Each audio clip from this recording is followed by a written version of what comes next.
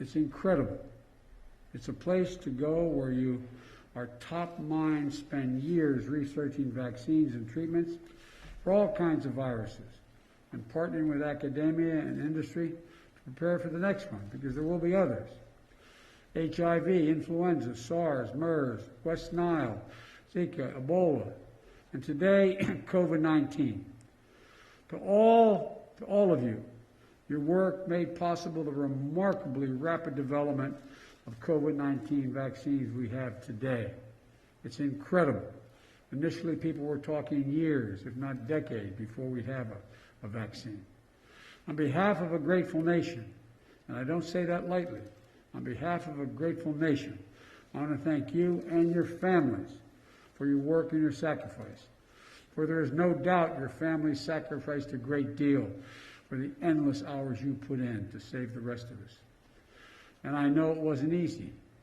The devastation of this pandemic, the loss of life and livelihoods, hasn't spared the scientific community. Labs closed, research delayed, careers disrupted, especially for those in training.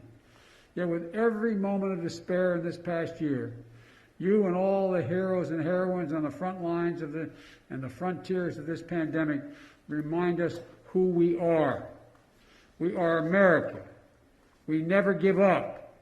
We never give in. We give back, and we follow the science and find the answers.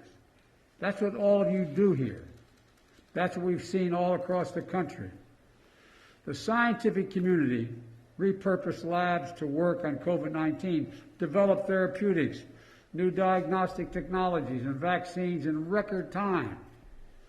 And you're highlighting lessons learned on the importance of pandemic preparedness, public-private partnerships, real-time data sharing, and most of all, speed and efficiency without compromising science and good conscience.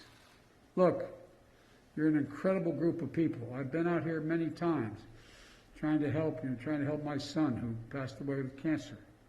You're an incredible, incredible group of people. And that's not hyperbole.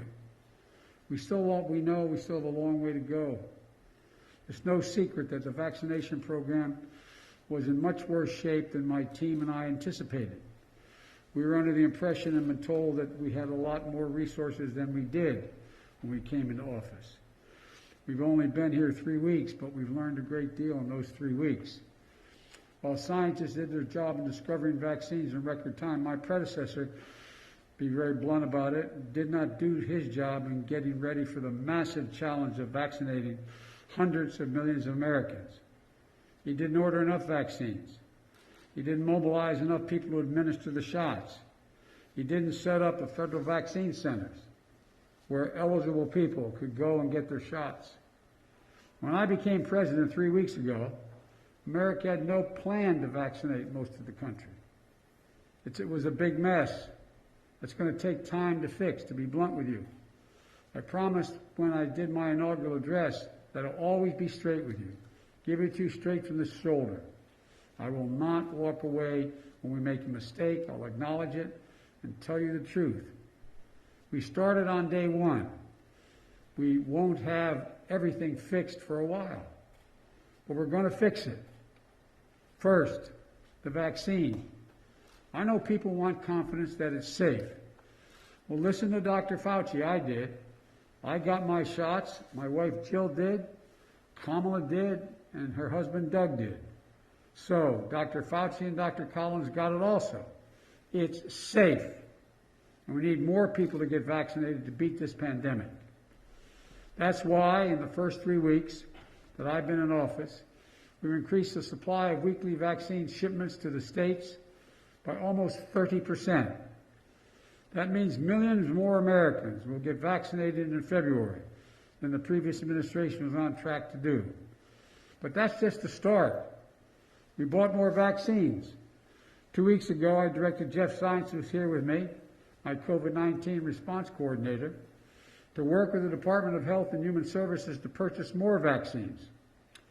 Just this afternoon, we signed the final contracts for 100 million more Moderna and 100 million more Pfizer vaccines. We're also able to move up the delivery dates with an additional 200 million vaccines to the end of July, faster than we expected. And in further good news, both companies agreed, and we're now contractually obligated, to expedite delivery of 100 million doses that were promised by the end of June, to deliver them by the end of May. That's a month faster. That means lives will be saved. That means we're now on track to have enough supply for 300 million Americans by the end of July. It may not sound like the urgent progress we need, but let's be clear. When I took office just 3 weeks ago, this country did not have a plan or enough vaccines or people to vaccinate Americans. All Americans, any time, at any point in 2021. Within 3 weeks, round-the-clock work with so many people standing behind me and in front of me, we've now purchased enough vaccine supply to vaccinate all Americans. And now we're working to get those vaccines into the arms of millions of people. In just 3 weeks, you deployed over 1,000 federal staff to vaccination sites around the country. We're helping give shots and set up and speed up vaccination operations. To date, we've also provided $3 billion to 37 states and territories and tribes to bolster existing vaccination centers and create more of the centers where we administer the vaccine. For example, 3 days ago, Vice President Harris and we had a virtual tour of a federally supported vaccine center in a parking lot of the Arizona Cardinals Stadium in Glendale, Arizona. It's open 24/7. Folks who are eligible can call by phone or sign up online for an appointment. They literally drive in, stay in their cars, get a shot, get a car, and schedule the next shot. On average, it's about 30 minutes from start to finish. In just 3 weeks, the site has administered 160,000 doses, now averaging 8,000 vaccinations through day and night. Look, it's coordination between state and federal government and the private sector partnership is essential. One of the nurses coordinating the effort in Arizona said the work was like administering, and I love this phrase, Doc, she said, like administering a dose of hope. Like administering a dose of hope. Let me say that, a dose of hope. We're going to get those doses of hope out at new and large-scale vaccination centers that were set up by the federal government. During the Super Bowl, we got a call from the NFL. The commissioner of football, Goodell, said we could have access to all 30 of the NFL stadiums for mass vaccination sites. We just announced we've worked with the governors to set up these new federally run sites in California, New York, Texas, with many more to come. We're going to target communities that have been the hardest hit and will be staffed by our military, the Federal Emergency Management Association, FEMA, same people who respond to hurricanes and storms and the like, and other federal experts at the Department of Health and Human Services and the Department of Agriculture to get vaccinators to make sure it gets in people's arms. When I got to office, there was no federal plan, none, to ship vaccines directly to local pharmacies. So folks who are allowed to get a vaccination under the state rules as the allocation of who gets in line are allowed to get one, can schedule an appointment now and get COVID-19 vaccine shots like they would a flu shot from their pharmacy. It will start today, that program. And for folks who can't get to a pharmacy, we're deploying mobile units and sending vaccines to community health centers, federally run community health centers, to take care of the poorest of the poor that reach the hardest hit in the most underserved areas in the country, Black, Latino, Native American, and rural communities.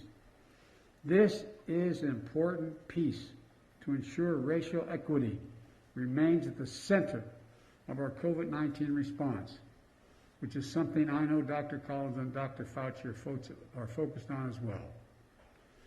Another point of progress is we're deploying more vaccinators. We're now allowing retired doctors and nurses to come back and administer shots. We're deploying federal vaccinators, and over the last 3 weeks, we put hundreds of new vaccinators in the field and are lining up thousands more.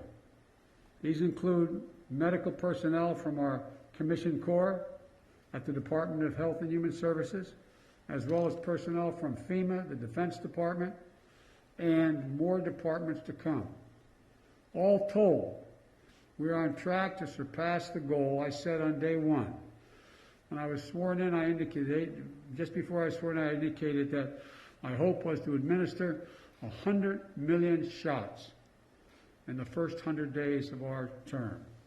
I believe we'll not only reach that, but we'll break that. But like I said before, that's just the floor. That's just the floor. Our end goal is beating COVID-19, which brings us to the challenge that remains. We remain in the teeth of this pandemic. January of 2021 was the deadliest month we've had. We lost over 100,000 of our fellow citizens. We're on track to cross 500,000 dead Americans this next month. The new strains emerging create immense challenges, and masking is still the easiest thing to do to save lives. But we need everyone to mask up. And by the way, I know it's a pain in the neck, but it's a patriotic responsibility. We're in the middle of a war with this virus. It's a patriotic responsibility.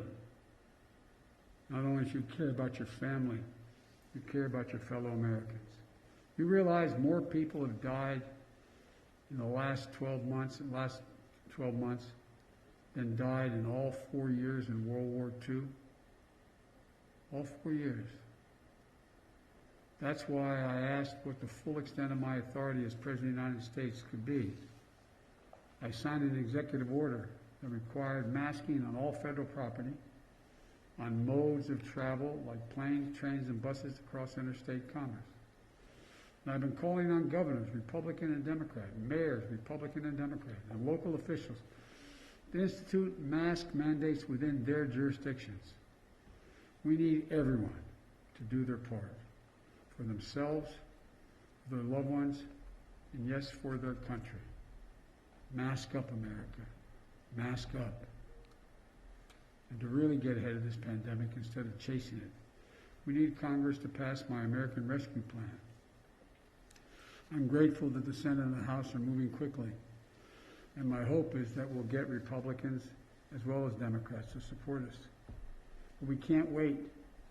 People are dying every minute from this pandemic, and we're suffering profound economic crisis that the pandemic has created.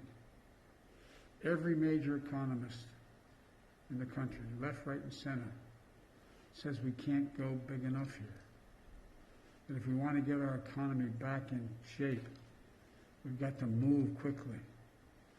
How many of you out there don't have enough food to eat?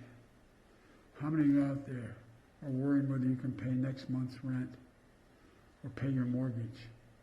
How many of you out there have a child at home because the school's not open? You have to make the difficult choice of staying home with your child or going to work if you have a job. This is not who we are. The United States of America, we take care of our own. And job number one of the American Rescue Plan is fighting the pandemic. It puts $160 billion into our national COVID strategy, which includes more money for testing and tracing, manufacturing and distribution, and setting up vaccination sites. Everything that's needed to get vaccines into people's arms. The American Rescue Plan also includes $4 billion to build new manufacturing plants, so we are ready to manufacture vaccines we don't have to wait. You know, there's simply nothing more important than getting the resources we need to vaccinate people in this country as quickly as possible. As quickly as possible. We're not going to get our economy back in shape and millions of people back to work until we beat this virus. As I said, everyone from Moody's on Wall Street to the all range of other think tanks indicates that if we do this plan, we'll get to full employment within 2 years. We'll be in a situation where we actually grow the economy, creating millions of jobs immediately, and put us in a position where we are going to have the GDP grow at a higher rate than if we don't do this. We're in a national emergency. I want to close with this. We're in a national emergency. And this will be one of the most difficult operational challenges we have ever undertaken as a nation. It's going to take time. We're going to face setbacks along the way. And I promise you when we do, I'll just own up to it and say what they are. But we have to stay vigilant. We have to stay focused.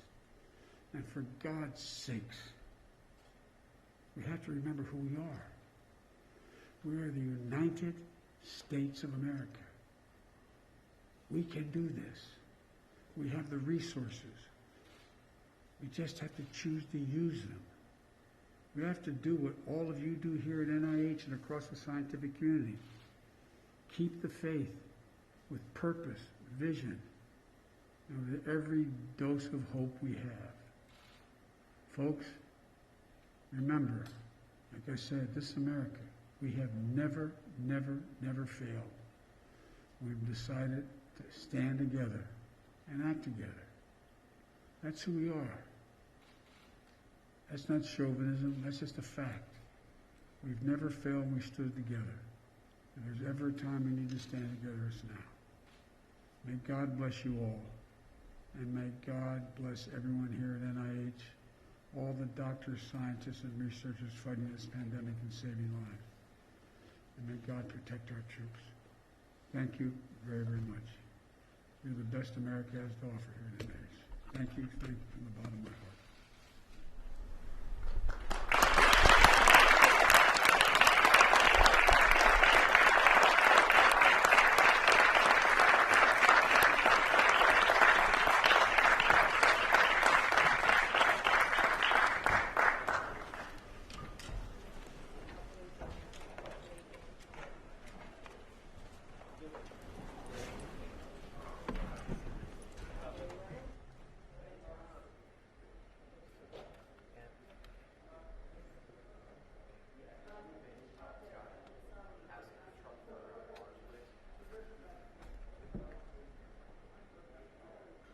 Hey man, it's Scott. You got me?